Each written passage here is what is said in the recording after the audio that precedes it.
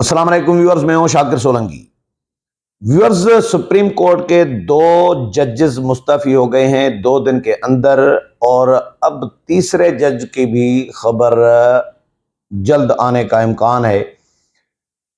मैंने जिस दिन मज़ाहिर नकवी साहब ने इस्तीफ़ा दिया था, उस दिन जो परसों जो वीलाग किया था, उसमें मैंने बता दिया था कि अगला इस्तीफ़ा एजाजुल अहसन साहब का आने वाला है। ये मैंने जिन दोस्तों ने, मेरे व्यूअर्स जो हैं सुना होगा वीलाग, उनको ये मालूम होगा। मैंने बता दिया था कि अगला इस्तीफ़ा एजाजुल अहसन साहब का आने वाला है। तो कल एजाजुल अहसन साहब भी मुस्तफ़ी हो गए, और फिर अब तीसरे जज की तैयारी हो रही है इस्तीफ़ा देने की। वो किसी भी वक्त इस्तीफ़ा आ सकता है, कभी इम्कानात इस बात के हैं।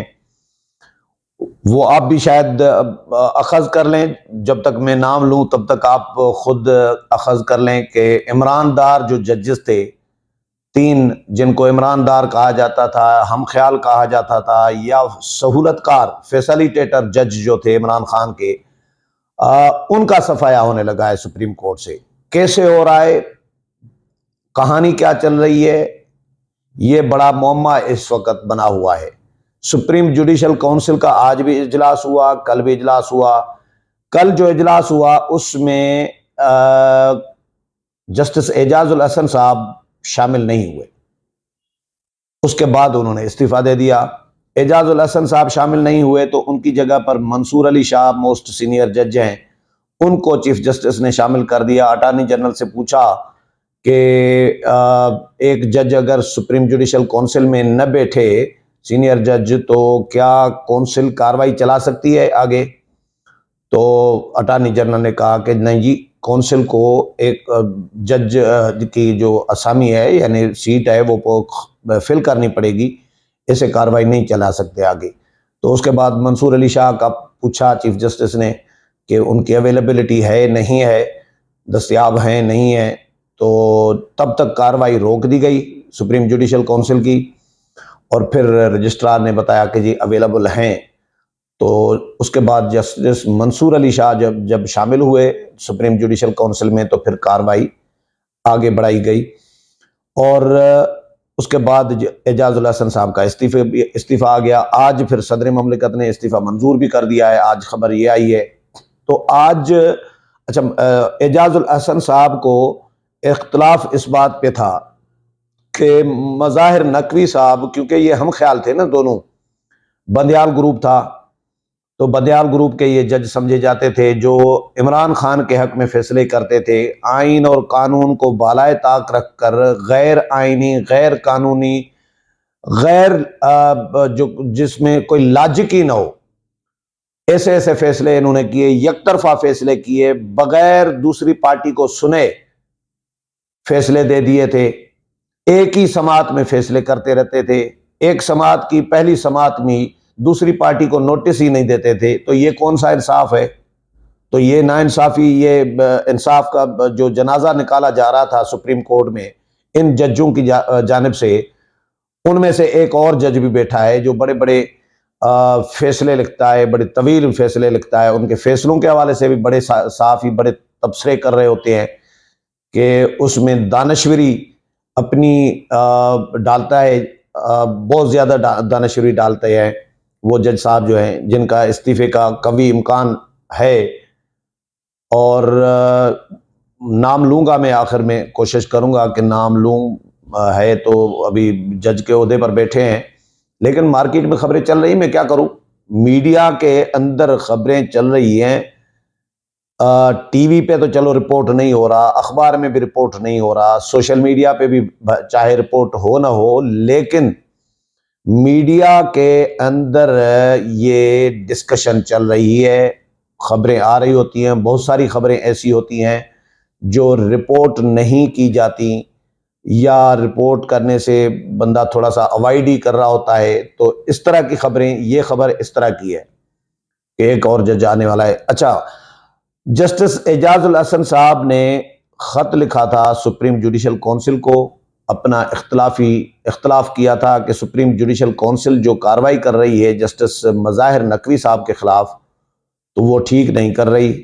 उनके साथ ये ज़्यादती हो रही है। जज के ख़िलाफ़ अगर कोई शिकायत है मिसकंडक्ट की या असासे बनाने की या किसी भी हवाले से, तो पहले सुप्रीम जुडिशल काउंसिल उसकी छानबीन करे, गौर फिक्र करे और उसके बाद ये कार्रवाई करे। लेकिन यहाँ पे गौर फिक्र न किया गया, न उसकी इजाज़त दी गई। ये एजाजुल हसन साहब ने एतराज़ किया और फिर ये भी कहा कि जी जस्टिस मज़ाहिर नकवी के असासों के साथ उन पे जो इल्ज़ामात लगाए गए हैं, उन इल्ज़ामात में उनकी औलाद बेटों की मिल्कियतें भी शामिल की गई है, जबकि उनके बेटे ज़ेर कफ़ालत नहीं है, ये इल्ज़ाम है। अच्छा, इन पर इल्ज़ाम ये भी है कि जी इन्होंने लाहौर में, इस्लामाबाद में इन्होंने दो दो घर, दो दो प्लाट, बड़े बड़े बंगले इन्होंने बनाए हैं और ये गैर कानूनी तौर पर बनाए हैं। इनकी आमदन इनकम से ज़्यादा जो है, आमदन से ज़्यादा असासे बनाए हैं। ये इल्ज़ामात थे, मिसकंडक्ट के इल्ज़ामात थे, इख्तियारात के नाजायज़ इस्तेमाल के इल्ज़ामात थे। सुप्रीम पाकिस्तान बार कौंसिल की जानिब से भी एक दरख्वास्त उनके ख़िलाफ़ शिकायत गई और फिर जो मियाँ दाऊद एडवोकेट हैं, उन्होंने भी शिकायत की। अब वो कायम है, चीफ जस्टिस ने दोनों को ख़बरदार किया है कि भाई जज के ख़िलाफ़ अगर इल्ज़ामात साबित न हुए तो फिर शिकायत गुजार जो है, शिकायत कुनंदा जो है, उनके ख़िलाफ़ कार्रवाई होगी। और शिकायत कुनंदा कह रहे हैं कि भाई बिल्कुल ठीक है, अगर हम साबित न कर सके, अगर इल्ज़ामात हमारे गलत हैं, तो फिर हमारे ख़िलाफ़ भी कार्रवाई होनी चाहिए। तो हम कायम हैं अपने इल्ज़ामात पर। लेकिन जज साहब मुस्तफ़ी हो गए। जज साहब मुस्तफ़ी इसलिए हुए, दो चीज़ें नज़र आ रही हैं। एक तो उनको पता था कि भाई कार्रवाई तो होनी है मेरे ख़िलाफ़, एक्शन तो होना है, सुप्रीम जुडिशल काउंसिल ने करना है, लेकिन क्यों न मैं मुस्तफ़ी हो के अपना पेंशन और मरातें जो मिलती हैं जजेस को रिटायर होने के बाद, वो मैं बचा लूँ, एक चीज़। दूसरी बात ये टेक्निकल, के रिटायर्ड जज के खिलाफ सुप्रीम जुडिशल काउंसिल कार्रवाई कर सकती है या नहीं, ये एक सवाल है जो आज भी सुप्रीम जुडिशल काउंसिल के इजलास में डिस्कस किया गया। जो मज़ाहिर नकवी साहब हैं, उनके वकील का ये कहना है कि रिटायर्ड जज के खिलाफ नहीं कर सकती सुप्रीम जुडिशल काउंसिल कार्रवाई।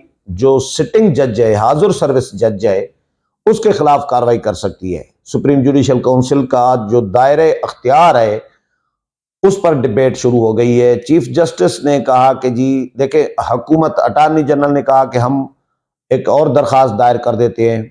ये जो कानून है, जो सुप्रीम जुडिशल काउंसिल को जो इख्तियारात दिए गए हैं कि रिटायर्ड जजेस के खिलाफ कार्रवाई नहीं कर सकती, तो इसको हम चैलेंज कर देंगे, दरख्वास्त दे देंगे कि भाई सुप्रीम जुडिशल काउंसिल को ये भी अख्तियार होना चाहिए।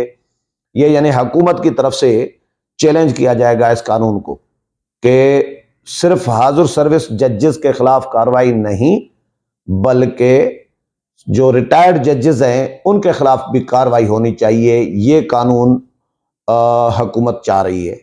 ये हुकूमत ने, अटार्नी जनरल ने ऐलान कर दिया है, आज सुप्रीम जुडिशल काउंसिल में बता दिया है कि हम इसको चैलेंज करेंगे और इसको दरख्वास्त, हम अपील जो है अपनी दायर कर देंगे, दरख्वास्त दायर कर देंगे। तो ये दरख्वास्त दायर हो गई तो उसके बाद, अच्छा, मज़ाहिर नकवी साहब ने इसीलिए भी इस्तीफ़ा दिया, जो समझ में आ रहा है कि भाई मैं तो रिटायर हो जाऊंगा, सुप्रीम जुडिशल काउंसिल उसके बाद तो मेरे खिलाफ कार्रवाई नहीं कर सकती। अच्छा, एजाजुल हसन साहब को भी शायद ख़तरा था कि मेरे खिलाफ भी कुछ न कुछ आने वाला है। एजाजुल हसन साहब ने इख्तलाफ किया सुप्रीम जुडिशल काउंसिल के तरीक़ेकार पर, कार्रवाई के तरीक़ेकार पर इख्तलाफ किया और वो सुप्रीम जुडिशल काउंसिल से अलग हो गए खुद ही, और खुद ही रिज़ाइन कर दिया उन्होंने भी। अब वो भी ये सोच रहे हैं कि अब अगर मेरे खिलाफ कोई शिकायत जाएगी सुप्रीम जुडिशल काउंसिल में, तो उनके खिलाफ भी कार्रवाई शायद नहीं होगी। लेकिन अगर हुकूमत इस कानून को चैलेंज कर दे और तरमीम कर दे और सुप्रीम कोर्ट या फैसला दे दे इस पे कोई अपना, तो उसके बाद यानी कानून तब्दील हो जाए, तो उसके बाद तो इन दोनों के खिलाफ भी कार्रवाई हो सकती है। मज़ाहिर नकवी के खिलाफ तो दरख्वास्तें हैं, एजाजुल हसन के खिलाफ अगर कोई देगा तो फिर उनके खिलाफ भी हो सकती है, लेकिन अब फिलहाल वो हो गए हैं मुस्तफ़ी। और अब जो तीसरे जज हैं जिनका इस्तीफे का इम्कान है, मुनीब अख्तर साहब, उनके लिए भी, जस्टिस मुनीब अख्तर के लिए भी मीडिया में ये खबरें चल रही हैं। मैं आपको बता देता हूँ, नाम बता दिया है कि वो भी जल्द मुस्तफ़ी हो सकते हैं। अगले प्रोग्राम में फिर मुलाकात होगी, तब तक इजाज़त चाहता हूँ। अल्लाह हाफिज़।